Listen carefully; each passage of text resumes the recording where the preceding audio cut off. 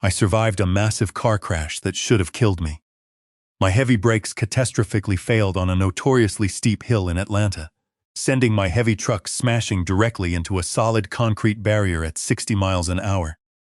When I finally woke up in the cold hospital with a severely shattered leg, multiple fractured ribs, and a terribly bruised spine, I genuinely thought the absolute worst of my dark nightmare was finally over.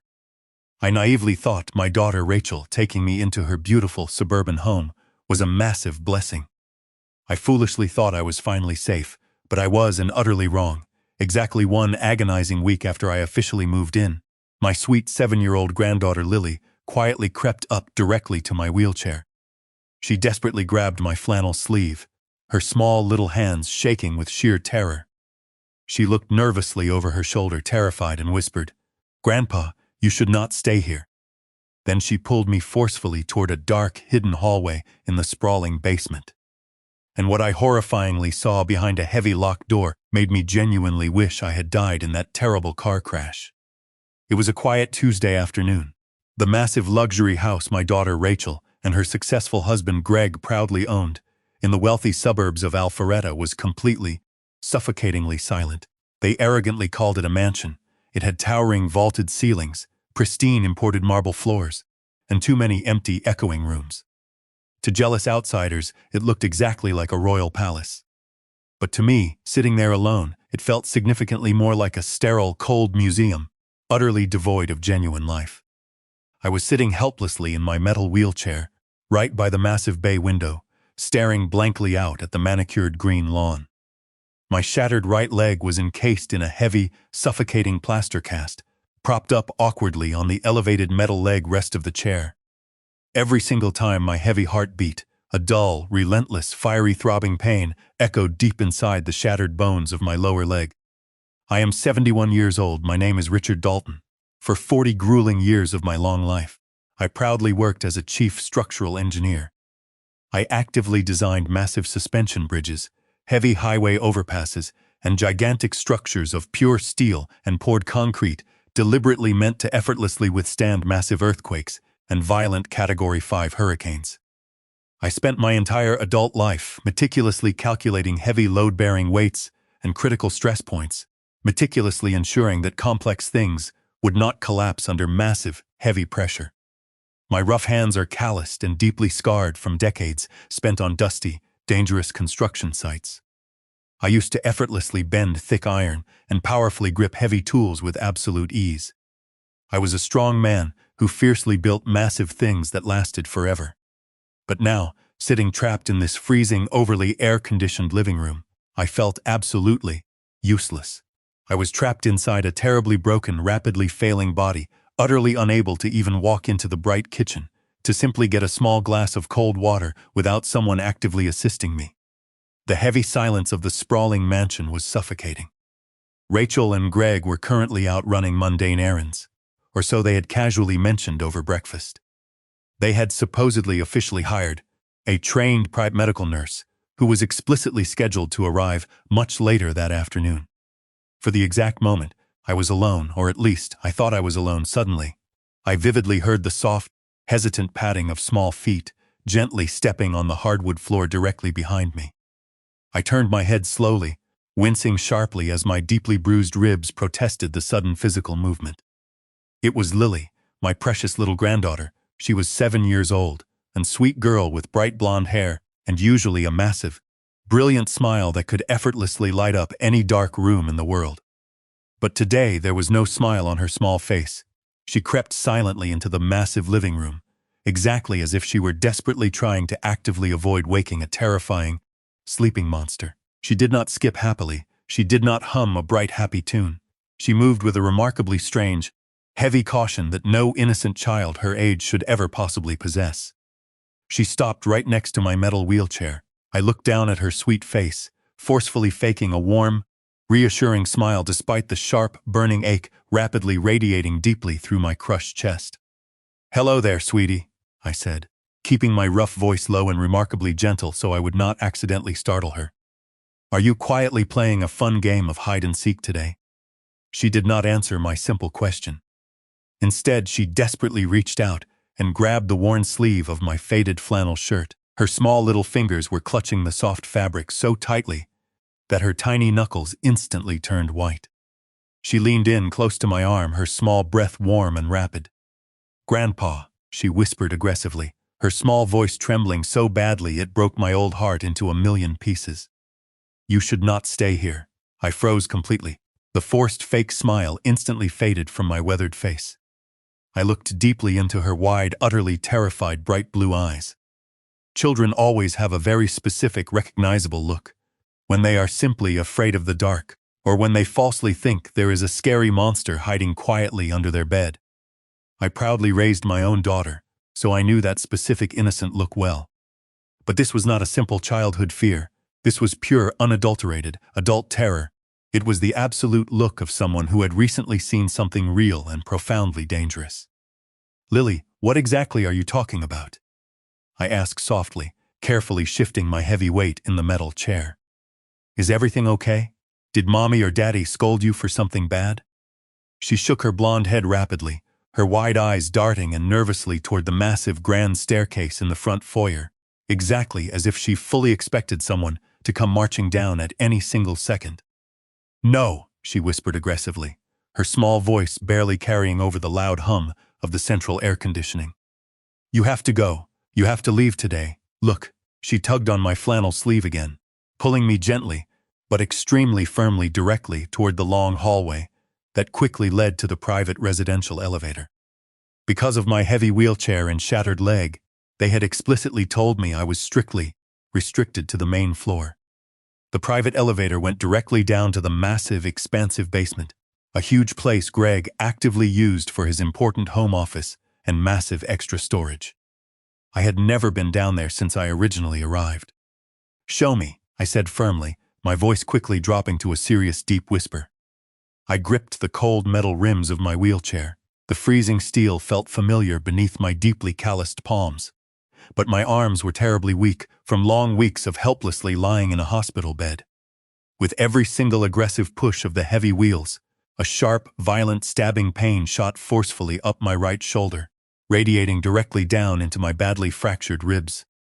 The thick rubber tires squeaked faintly against the pristine, polished marble floors, an absolute sound that seemed deafening in the unnatural quiet of the giant luxury house. I forcefully pushed through the massive pain, actively following the terrified little girl. Lily walked right closely beside me, keeping her small hand firmly tightly on my arm. We quickly reached the shiny elevator doors. She reached up high on her small tiptoes and frantically pressed the glowing down button. The heavy metal doors slid smoothly open with a soft, melodic chime. I rolled myself carefully inside the expensive wood-paneled cab, and she quickly followed, hitting the glowing button strictly for the basement level. The heavy descent was agonizingly slow. My heart was pounding intensely against my bruised ribcage, heavy and fast, exactly like a massive steel hammer, repeatedly striking a heavy iron anvil. I tried desperately to convince my rational mind that this was just a small child's wildly overactive imagination. Maybe she had secretly watched a scary movie on her bright tablet. Maybe she misunderstood a complicated, boring adult conversation. But my deep gut, the deep, powerful instinct, honed by decades of actively anticipating massive structural failures before they even tragically happened, was screaming at me loudly. Something in this massive house was deeply, completely, fundamentally wrong. The heavy elevator doors finally opened to the basement. It was not a dark, terrifyingly unfinished cellar, filled with dirty, exposed pipes. It was a massive, sprawling, fully finished lower level, thickly covered with plush gray carpets and bright recessed ceiling lighting. The cold air down here felt significantly cooler, almost sterile, exactly like a freezing hospital corridor. Lily stepped nervously out first. She did not let go of my flannel sleeve. She firmly guided me deeply down a long, narrow hallway thickly lined with several heavy closed doors. At the very dark end of the long hall was a massive, heavy, solid oak door. It was Greg's private home office, or at least, that is exactly what Rachel had explicitly and told me on my very first day here. She had stated it was off limits because Greg had sensitive, private client financial files securely in there. But as we got closer, I clearly saw that the heavy oak door was not fully shut. It was carelessly left ajar by just an inch or two, easily allowing a thin, sharp sliver of harsh white fluorescent light to spill out onto the dark plush carpet. Lily abruptly stopped about 10 feet away from the heavy door. She finally let go of my sleeve and took a large, fearful step back, securely wrapping her small arms tightly around her own tiny torso, exactly as if she were freezing cold. She pointed a violently trembling finger directly at the thin sliver of harsh light brightly shining through the small crack. "In there," she whispered, hot tears finally welling up in her blue eyes and spilling down her pale cheeks. "I clearly saw it this morning when Daddy left, please, Grandpa. Look," I swallowed hard. My dry throat felt exactly like extremely dry, coarse sandpaper.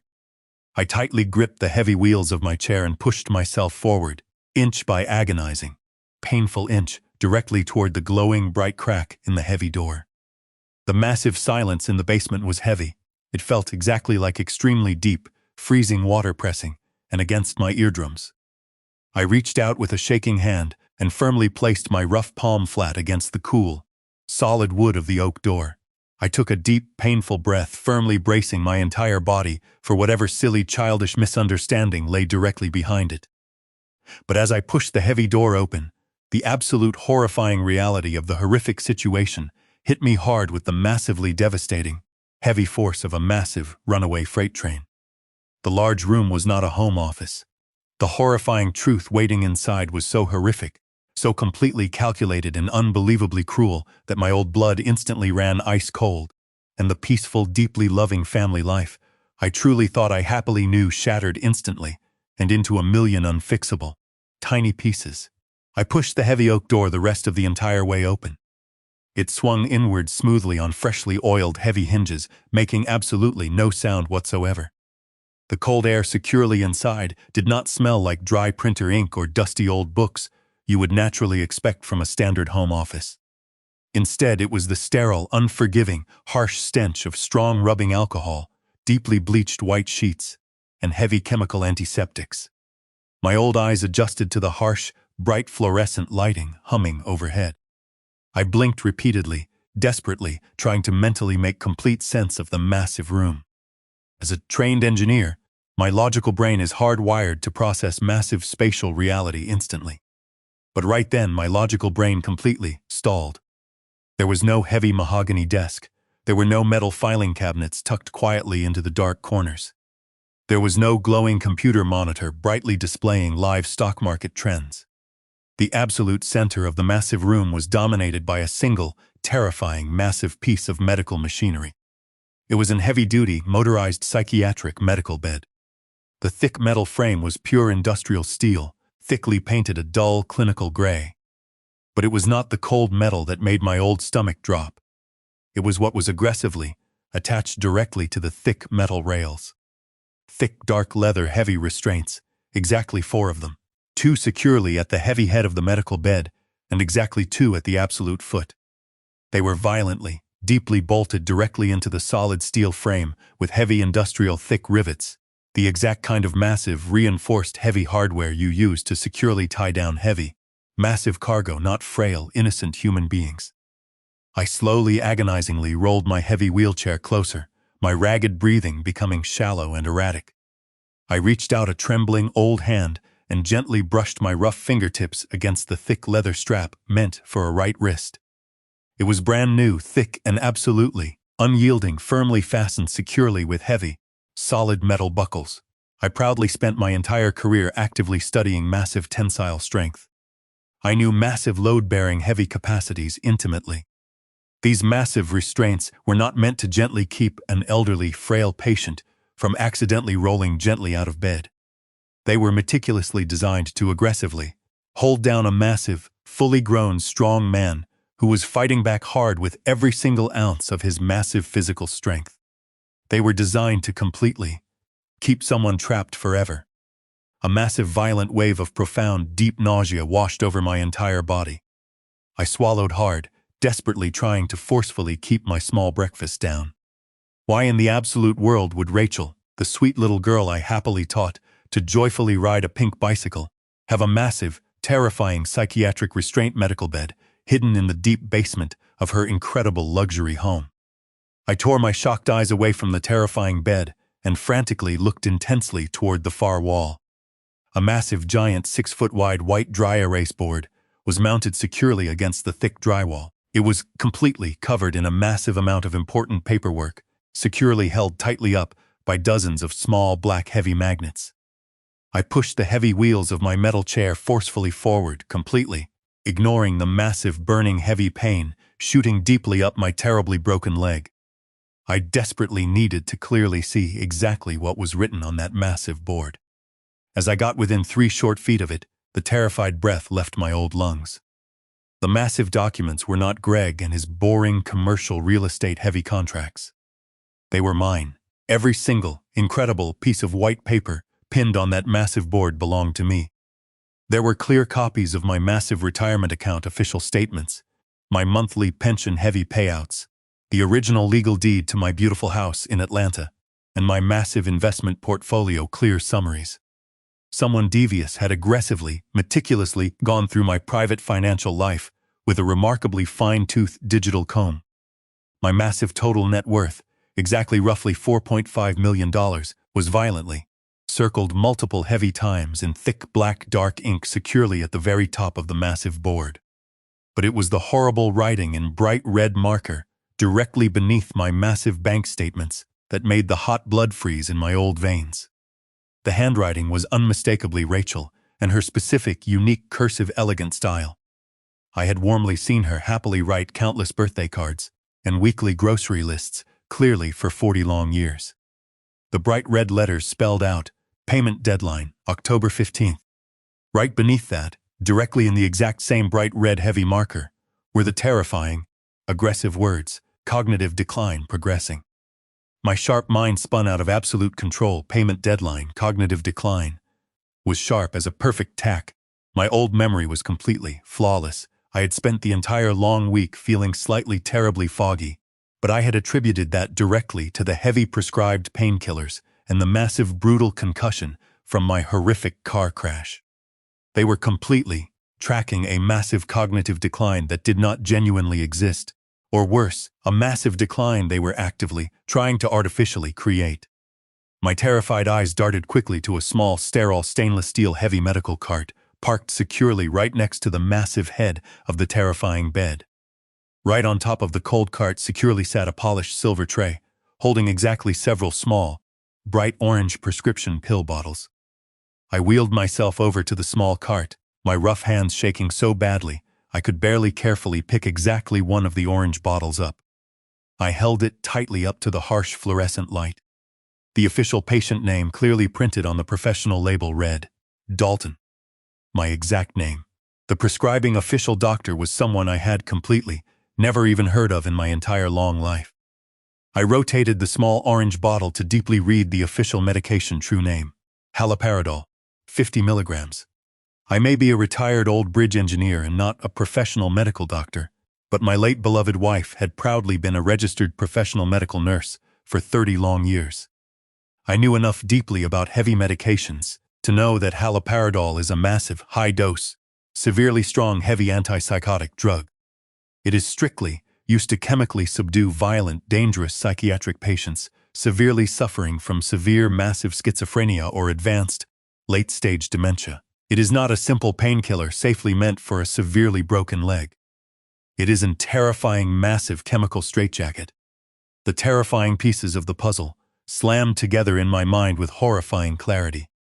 The fogginess I felt every single morning, the faint, metallic, bitter taste deep in the small glass of fresh orange juice Rachel handed me with breakfast every single day. The sudden, massive exhaustion that would hit me like a brick wall by noon. They were already drugging me. My own daughter and her handsome, ruthless husband were secretly poisoning me with strong antipsychotics to fake a cognitive decline, preparing to strap me down to this psychiatric bed in their dark basement to steal the money I had worked 40 grueling years to save. What would you do if you realized your own flesh and blood built a horrific trap for you?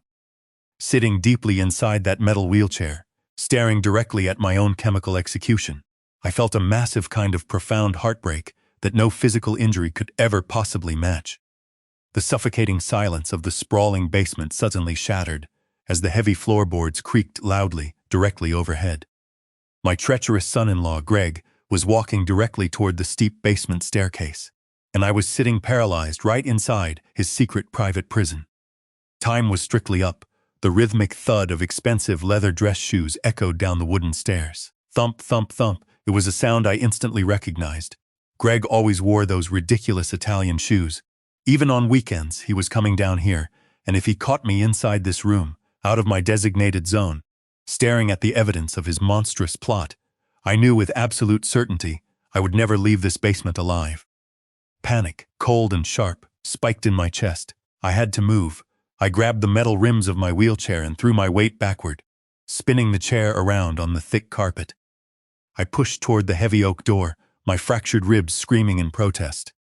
I rolled out into the dark hallway, grabbing the heavy brass handle and pulling the door shut just as the loud footsteps reached the bottom landing of the staircase. The door clicked shut, but I was still totally exposed in the long, narrow corridor. I threw myself against the left wheel, spinning the chair into a small, dark alcove right next to the basement utility closet, just as Greg stepped around the corner. I held my breath, pressing my back hard against the cold leather of my seat, praying the heavy shadows would conceal me. My heart hammered against my ribs. Greg paused at the end of the hall. He was holding a sleek black leather briefcase. He didn't look toward the alcove. Instead, he pulled a small silver key from his pocket, unlocked the heavy oak door of his office, and stepped inside, shutting it firmly behind him. I let out a ragged, trembling exhale. I had survived by mere seconds. I didn't wait to see what he was doing in there. I gripped the wheels and pushed myself silently back to the elevator. I hit the up button, my hands shaking so badly I could barely aim my finger. The doors slid open, I rolled inside, and I rode the quiet cab back up to the main floor. When the doors opened to the pristine, sunlit living room, it felt like I was stepping into a different dimension. Everything looked exactly as it had 10 minutes ago, calm, luxurious, and normal. But the shiny veneer was gone. I now knew the absolute truth hiding beneath the expensive marble floors. Lily was standing nervously by the bay window, clutching a small stuffed bear tightly to her chest. When she saw me roll out of the elevator, she let out a small, quiet gasp of relief and ran over to me. "Did you see it, Grandpa?" she whispered, her wide blue eyes searching my face. I reached out and gently stroked her soft blonde hair. I couldn't let her carry this heavy burden. "I saw it, sweetheart," I said, forcing a calm, reassuring tone into my voice. "It's just some strange medical equipment Daddy bought for work. Nothing for you to worry about." "But they said," she hesitated, looking down at her shoes. "I heard Mommy talking on the phone," she said. "The old man is almost ready for the bed."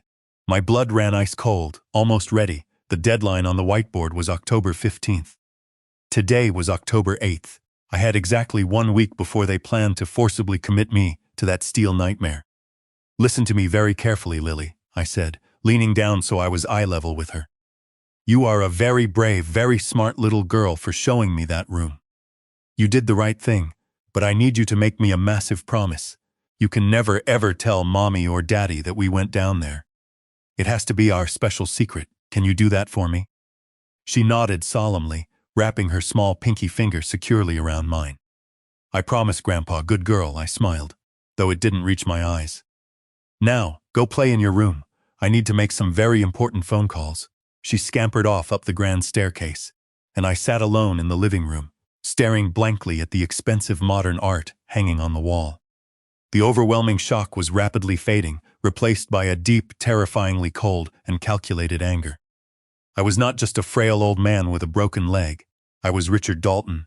I spent my entire life building things that were mathematically impossible to break. I knew exactly how to find the weak stress points in any structure and apply exactly enough pressure to bring the entire thing crashing down into dust. Rachel and Greg thought they had me trapped. They thought they were holding all the heavy cards. But they had made one fatal, catastrophic mistake. They had severely underestimated me. I needed a plan.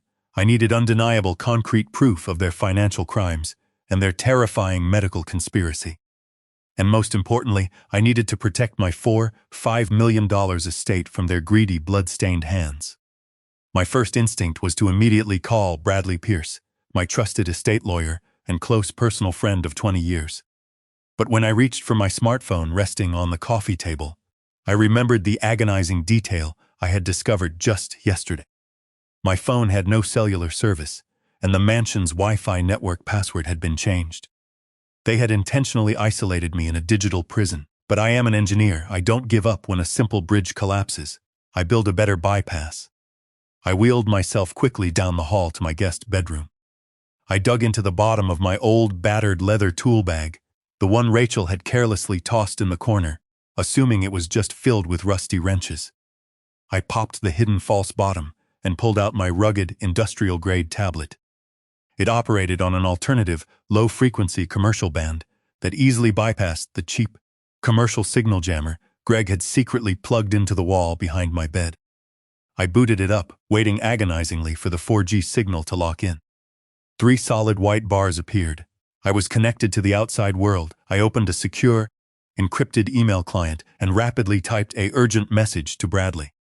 I didn't give him the terrifying details of the psychiatric bed or the haloperidol just yet. I didn't want him to think the accident had actually damaged my brain. I kept it strictly professional and urgent.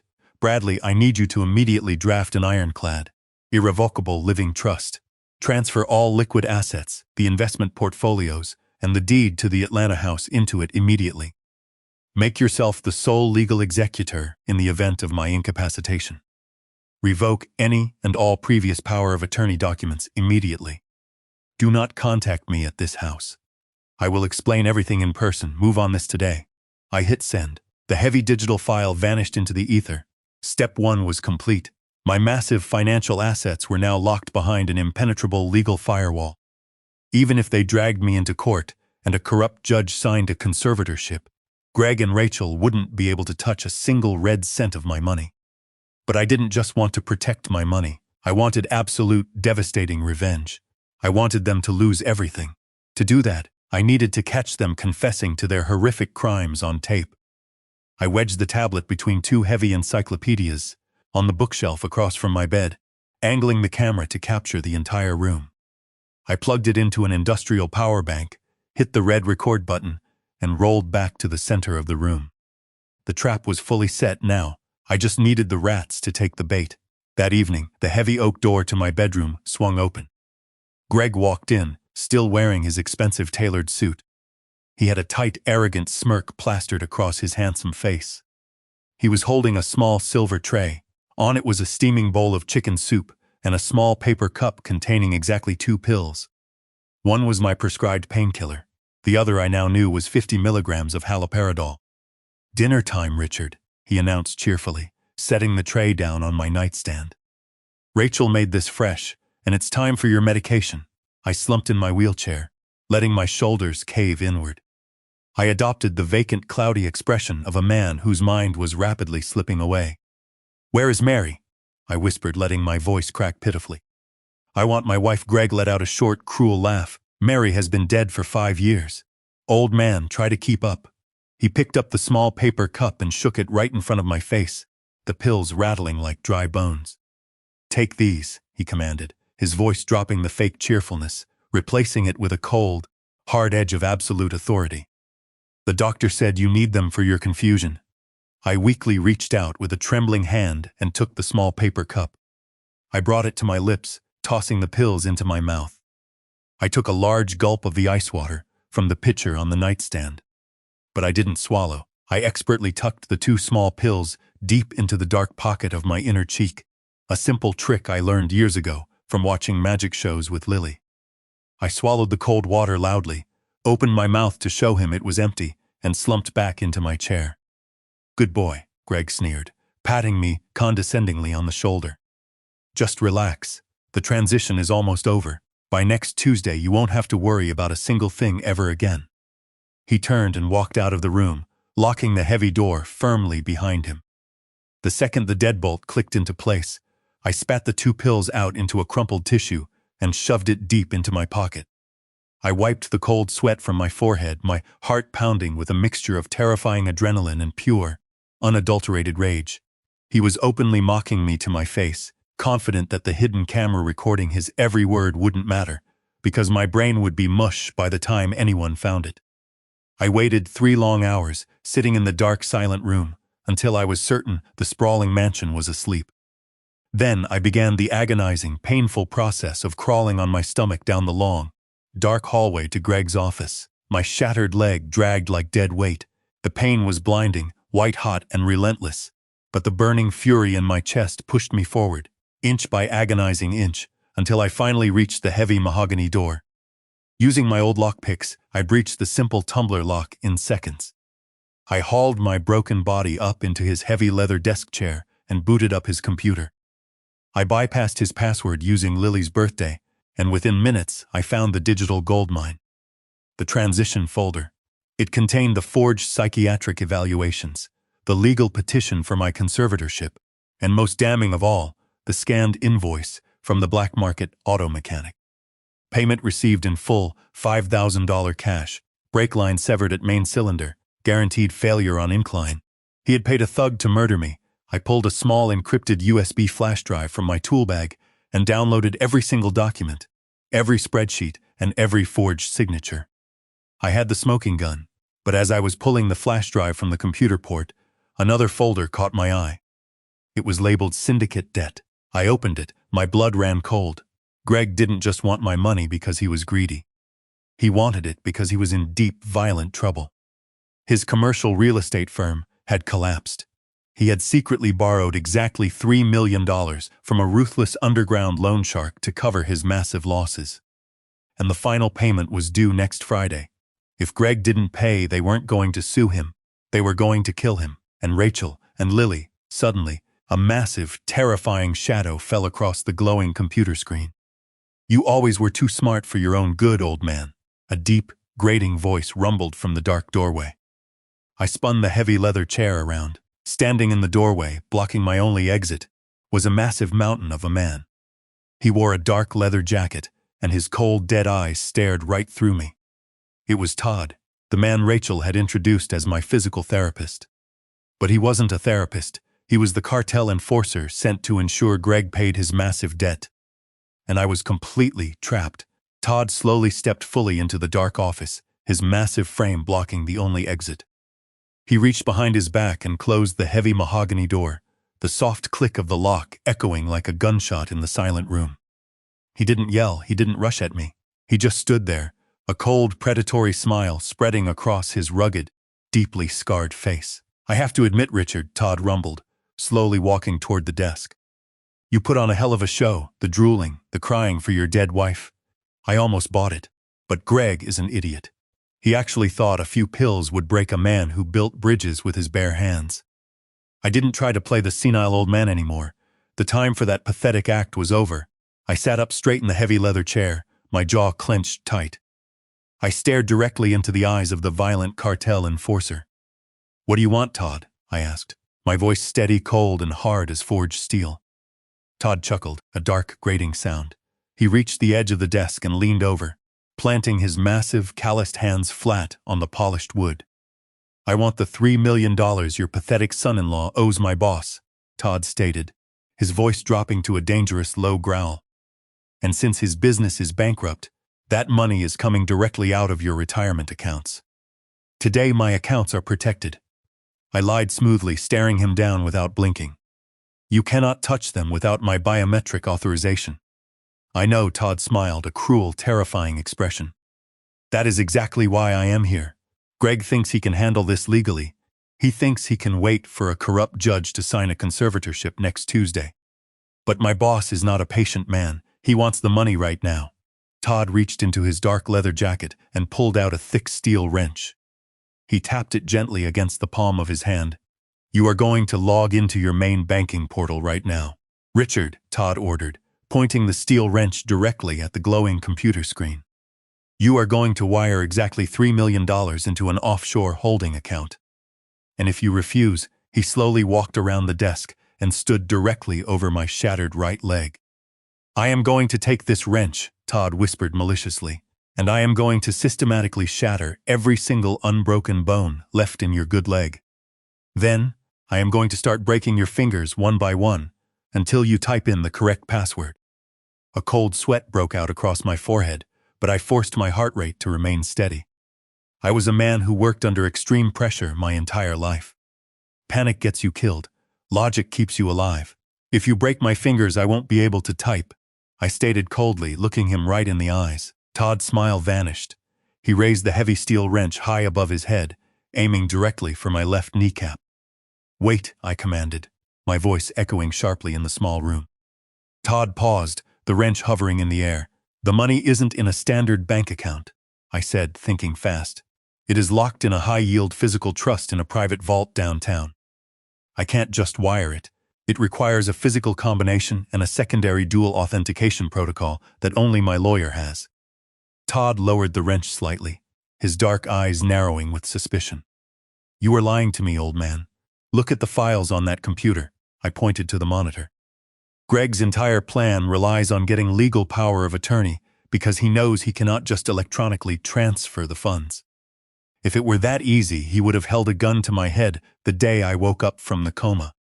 Todd glanced at the glowing screen, processing the logic. He knew Greg was desperate, and he knew high net worth accounts were secured. "Fine," Todd growled, stepping back slightly. "Give me the combination to the physical vault. Right now I will give it to you," I said calmly. "But you have to realize something. Todd, Greg isn't just going to hand that money over to your boss. I saw the fake medical files. He is trying to get total legal control so he can liquidate my entire estate, take his family, and disappear to a non-extradition country. He is planning to run, and he is leaving you holding the empty bag." Todd stared at me, a dangerous silence filling the room. The seeds of doubt had been planted. Criminals operate on pure greed and paranoia. I just needed to leverage that paranoia. "Give me the vault combination," Todd demanded again, but his voice lacked the immediate violent edge. He was thinking 421899, I lied, effortlessly rattling off random numbers. Todd pulled a small black notebook from his pocket and scribbled the numbers down. He shoved the notebook back into his jacket and looked down at me with disgust. "If these numbers are fake, Richard," Todd threatened, leaning in close, "I won't just break your legs. I will go upstairs right now and wake up that sweet little granddaughter of yours. And I will let you listen to her scream while I break hers." A white-hot, blinding fury exploded in my chest, but I kept my face expressionless. "The numbers are real," I said coldly. Todd stared at me for a long, agonizing moment, then abruptly turned and walked out of the office, leaving me alone in the blinding glow of the computer monitors. I let out a trembling breath, my body shaking with exhaustion and unadulterated rage. I had bought myself some crucial time, but the countdown to total disaster had accelerated. Todd would discover the vault combination was fake by tomorrow afternoon. When he came back, he wouldn't be asking questions. He would come to kill me. I pulled the encrypted USB flash drive from the computer port and shoved it securely into the pocket of my flannel shirt. I powered down the computer, wiped my fingerprints off the keyboard, and dragged my broken body back across the long, dark hallway to my guest bedroom. The physical pain of the crawl was numbed by the adrenaline surging through my veins. When I finally reached my bed, I painfully hauled myself up onto the mattress. I pulled the rugged tablet from the hidden compartment of my tool bag and immediately opened the secure email client. I sent a second, urgent message to Bradley. "Bradley, the situation is critical. Do not execute the trust transfer just yet. I have concrete documentary evidence of attempted murder and severe criminal fraud. I need you to arrange a private meeting with the district attorney immediately. And I need an armed private security detail waiting on standby. Do exactly as I say. Do not call the local police. Greg has contacts in the department." I attached the scanned invoice from the hitman mechanic and the forged psychiatric evaluations to the secure email and hit send. The digital trap was fully armed. Now, I just needed to survive until the final confrontation. The next 3 days were a masterclass in psychological torture. I laid in the guest bedroom, playing the role of a sedated, rapidly declining old man. I deliberately spilled my water. I stared blankly at the wall for hours. I mumbled incoherently about my late wife. And every single day, Rachel and Greg would walk into the room, look at my pathetic state, and smile with pure, greedy satisfaction. Rachel was the worst, my own daughter, the girl I had provided for, paid for her expensive college tuition, funded her lavish wedding. She would stand over my bed, holding a glass of poisoned juice, and speak to me like I was a feral animal. "Drink this, Dad," she would sneer, shoving the glass against my lips. "It is almost over. Soon you will be exactly where you belong, in a nice quiet room with padded walls, out of my way." I drank the juice, expertly holding it in the back of my throat, and spat it out into a hidden towel the exact second she locked the heavy door behind her. I recorded every single interaction on the hidden tablet camera, wedged on the bookshelf. I had hours of high-definition video of Rachel and Greg openly discussing their monstrous plot to steal my money, lock me in a psychiatric ward, and abandon me to rot. But the most terrifying moments were when Todd arrived. He came under the fake guise of a private physical therapist. He would twist my shattered leg, deliberately causing me excruciating pain, whispering violent, terrifying threats directly into my ear. "The vault combination was fake, old man," Todd hissed on Thursday afternoon, pressing his heavy thumb directly against the massive bruise on my broken shin. I let out a loud, pathetic wail, tears streaming down my face, pretending I had no idea what he was talking about. "My leg, please, it hurts. Where is Mary?" I cried, thrashing weakly on the bed. Todd stared at me, his dark eyes filled with murderous rage. He pulled back his fist, ready to shatter my jaw, but then the heavy oak door suddenly swung open, and Rachel walked in. "Todd, stop," Rachel ordered sharply, crossing her arms. "You are going to leave visible bruises. The judge needs to see a frail old man with dementia, not someone who looks like he got beaten up in an alley. We go to court on Tuesday. Just hold off until the papers are signed." Todd lowered his fist, glaring at me with hatred. "Fine," Todd growled, turning to face Rachel. "But if that money isn't wired into my boss's account by Friday, I am coming back, and I won't care about leaving bruises."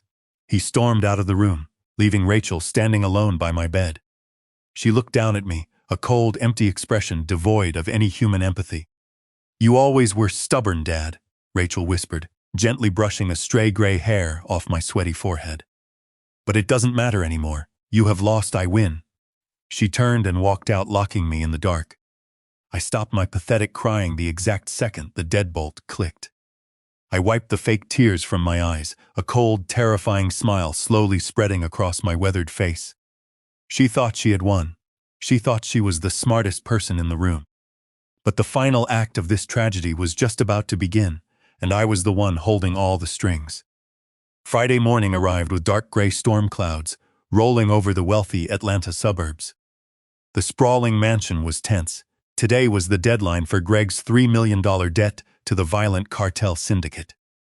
At exactly 10 a.m., my secure tablet quietly buzzed with an encrypted message from Bradley. "Everything is in place, Richard. The district attorney has reviewed the evidence. We have armed private security teams surrounding the perimeter of the property, hidden in unmarked vehicles. The local police are holding exactly 2 blocks away. Give the signal, and we will bring the hammer down." I read the message, pure adrenaline surging through my veins. The time for pathetic acting was over. It was time to destroy them. I threw off the cotton blankets, ignoring the dull ache in my broken leg. I grabbed my crutches from the corner of the room, slowly hauled myself upright, and locked the bedroom door from the inside. I wasn't going to crawl out there like a beaten dog. I was going to proudly stand tall, exactly like the strong man I had always been. I grabbed my heavy leather tool bag, slung it over my shoulder, and braced my weight on the metal crutches. I unlocked the door and walked out into the pristine hallway. The house was quiet. I slowly hobbled toward the grand living room, the rubber tips of my crutches squeaking against the polished marble.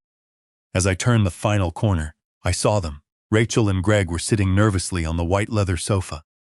Greg was bouncing his leg, chewing his thumbnail, his face pale with terror. Rachel was holding her smartphone, scrolling through her digital banking apps. Standing directly over them, looking like an angel of death, was Todd. He was holding a suppressed black pistol down by his side. "The deadline is up, Greg," Todd rumbled, his voice low and deadly. "Where is the $3 million? Greg panicked.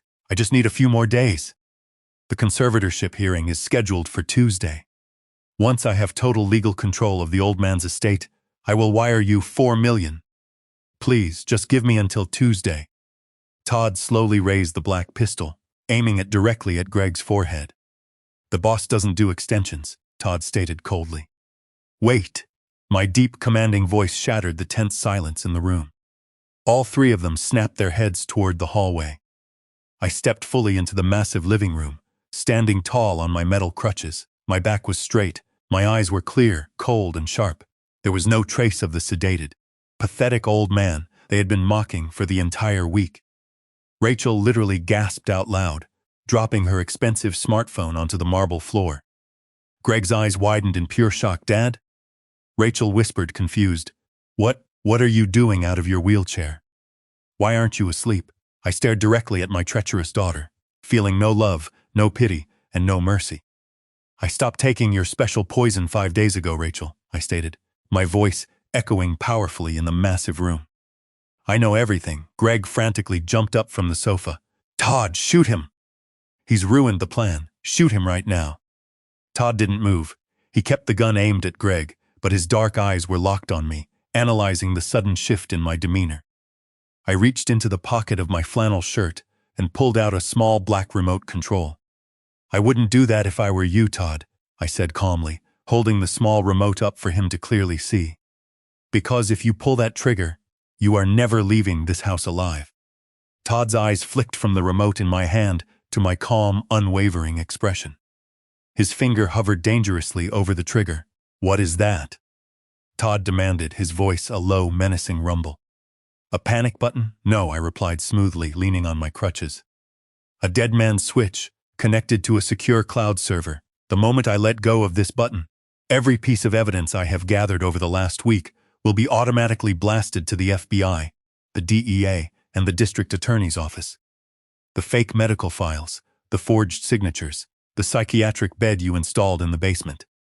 And most importantly, high-definition video of you, a known cartel enforcer, assaulting a disabled senior citizen. Greg let out a high-pitched, pathetic whine. He's bluffing, Todd. He doesn't have any video. He's been medicated this entire time. Has he? Todd growled, keeping his gun aimed at Greg. Because he looks pretty damn alert right now. I smiled, a cold, hard, merciless smile. I never swallowed a single pill, Greg, I stated. I spat them all out the second you left the room. And as for the video, I pointed to the small, inconspicuous smoke detector, mounted on the ceiling above the living room television. There is a pinhole camera in that detector, I said. There is another one on the bookshelf in my bedroom. And there is a third one, hidden inside the air vent in your office. I have recorded every conversation, every threat, and every illegal transaction you have made since I woke up from my coma. Rachel's face drained of all color. She looked like she was going to be physically sick. Dad, please, you wouldn't? I wouldn't? I laughed, a harsh, humorless sound. You drugged me, Rachel. You planned to strap me to a hospital bed in your basement and let me rot in my own filth so you could steal my life savings. Don't you ever dare ask for my mercy? I turned my attention back to the cartel enforcer. Listen to me very carefully, Todd, I commanded, my voice slicing through the tension like a razor. I know your boss wants his $3 million, but he is a businessman. He doesn't want the FBI raiding his safe houses over a botched hit on an old man. If you shoot Greg, this becomes a murder investigation. If you shoot me, the dead man's switch activates, and your boss goes to federal prison for the rest of his life. Todd's jaw tightened. He knew I was right. A $3 million debt wasn't worth bringing down the entire cartel syndicate. So what is your play, old man? Todd asked, his voice tight. You put the gun away, I instructed calmly. You turn around, walk out the front door, get in your car, and drive away. You go tell your boss that Greg's business is bankrupt, his accounts are frozen, and he has no way to pay the debt. You tell him Greg is a dead end, and if I do that, Todd countered, his dark eyes narrowing. What stops you from sending the video to the police anyway? I don't care about your boss, I lied smoothly. My only concern is protecting my estate from these two parasites. You walk away right now, and the footage of you stays buried in my private vault. You have my word. Todd stared at me for a long, agonizing moment. He weighed the risks. Killing us meant a massive federal investigation. Walking away meant he failed his boss. But it kept the cartel out of the crosshairs of the FBI. Slowly, deliberately, Todd lowered the suppressed pistol. You are a cold bastard, Richard, Todd muttered, a hint of grudging respect in his rough voice. He slipped the gun back into his shoulder holster, turned his back on Greg and Rachel, and walked straight toward the front door. He didn't look back. The heavy door slammed shut behind him, and a few seconds later, the roar of his black SUV engine faded down the long driveway. The immediate threat of violence was gone. But the true punishment was just beginning. Greg collapsed onto the white leather sofa, burying his face in his trembling hands. "He's going to kill us," Greg sobbed, his voice muffled by his palms. "The cartel, they are going to find us and kill us. That sounds like a personal problem." "Greg," I said coldly, hobbling further into the room. "And quite frankly, it is the least of your current worries." Rachel scrambled to her feet, tears streaming down her pale face. She ran toward me, holding out her shaking hands as if she wanted to hug me. "Dad, please," Rachel cried, her voice cracking with desperation. We were desperate. Greg's business was failing, and the debt collectors were threatening us. We didn't want to hurt you, we just needed the money. We are a family. You have to help us." I stepped back, disgusted by her touch. "Family?" I spat the word out like poison. "You lost the right to use that word the day you hired a mechanic to cut my brake lines." Greg's head snapped up, his bloodshot eyes wide with pure, unadulterated horror. "Yes, Greg," I stated, locking eyes with him. "I know about the $5,000 cash payment you made to the mechanic. I found the invoice on your computer. I know the crash wasn't an accident. You tried to murder me in cold blood." Rachel turned to her husband, her mouth hanging open in shock. "Greg, what is he talking about? You said his brakes just failed." "Oh, please, Rachel," I scoffed, my voice dripping with sarcasm. "Don't try to play the innocent victim now. You may not have known about the brake lines, but you were willing to drug me with antipsychotics and lock me in a basement to steal my money. You are just as guilty. I am your daughter." Rachel screamed, genuine panic finally breaking through her entitled facade. "You can't do this to me. I am your only child."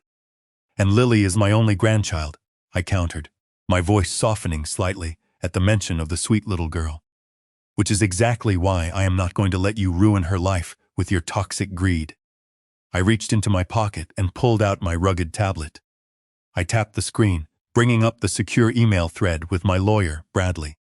"Yesterday morning," I announced, holding the tablet up, "Bradley filed an emergency petition with the probate court. All of my liquid assets, my investment portfolios, and the deed to my Atlanta house have been legally transferred into an irrevocable living trust. I am the sole trustee. You have been officially disinherited, Rachel. You get nothing." Rachel fell to her knees on the marble floor, sobbing uncontrollably. The reality of her situation was finally crashing down upon her.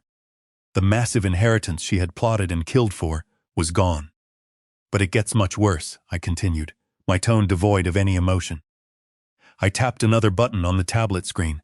"I just sent the video footage, the medical files, and the mechanic's invoice to the district attorney," I stated. "And the private security team Bradley hired has been surrounding this house for the last hour." Right on cue, the wail of police sirens pierced the quiet morning air. Red and blue lights flashed through the large bay windows, casting long, distorted shadows across the living room walls. Greg scrambled to his feet, pure panic taking over. He ran toward the back door, desperate to escape.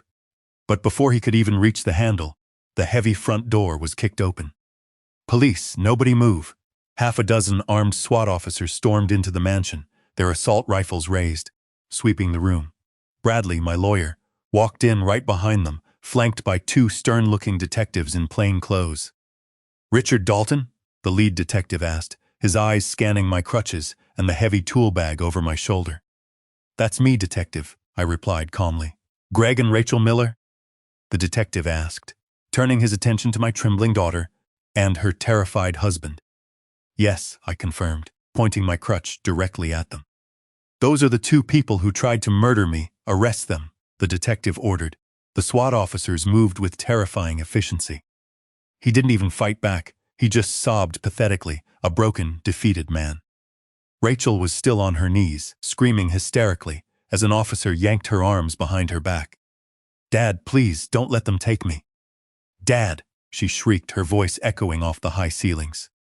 I just watched her, feeling nothing but a profound, hollow sense of closure.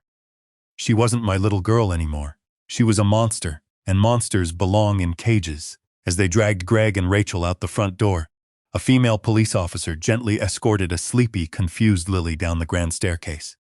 She was clutching her small stuffed bear, her wide blue eyes darting frantically between the armed men and her screaming parents. "Grandpa?" Lily whimpered, her lower lip trembling. "What is happening?" I dropped my crutches and painfully lowered myself down to the marble floor so I was eye level with her. I wrapped my strong arms around her tiny frame, pulling her into a tight, protective hug. "Everything is going to be okay, sweetheart," I whispered softly into her hair. "Your mom and dad have to go away for a very long time. But Grandpa is here, and I will never let anyone hurt you again." The trial was a swift, brutal, and public execution of their character.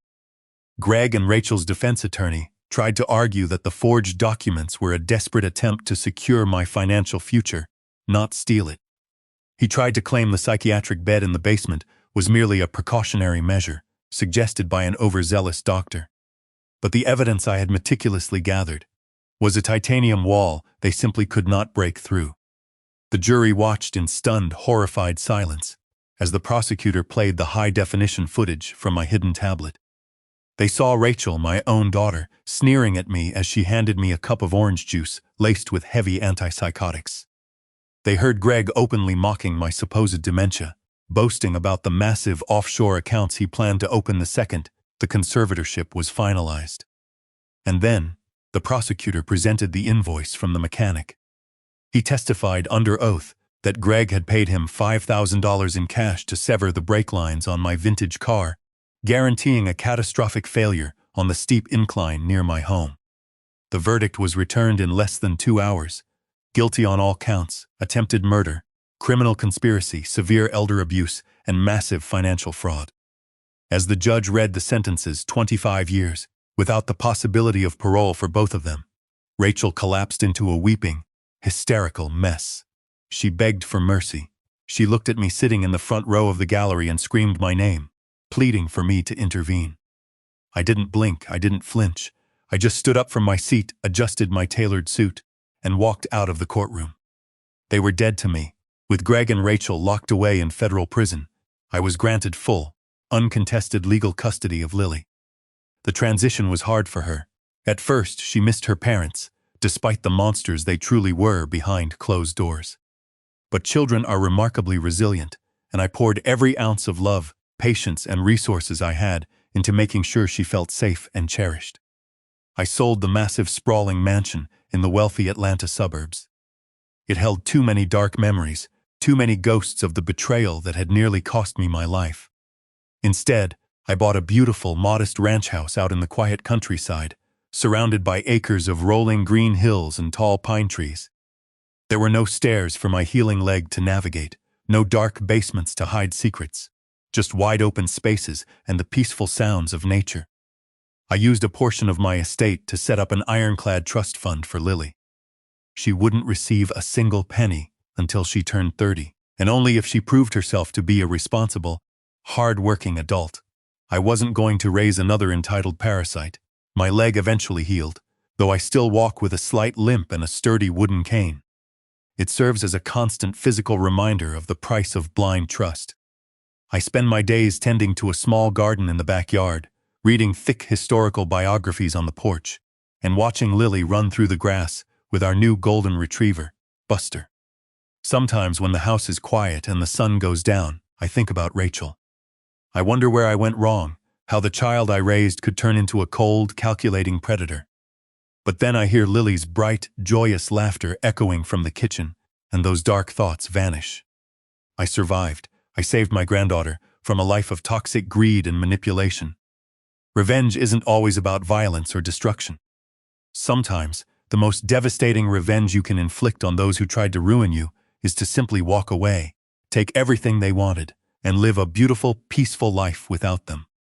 And as I sit here on my porch, watching the sun set over my own land, with my money secure in the bank and my granddaughter safe in her bed, I know one thing for absolute certain: I won.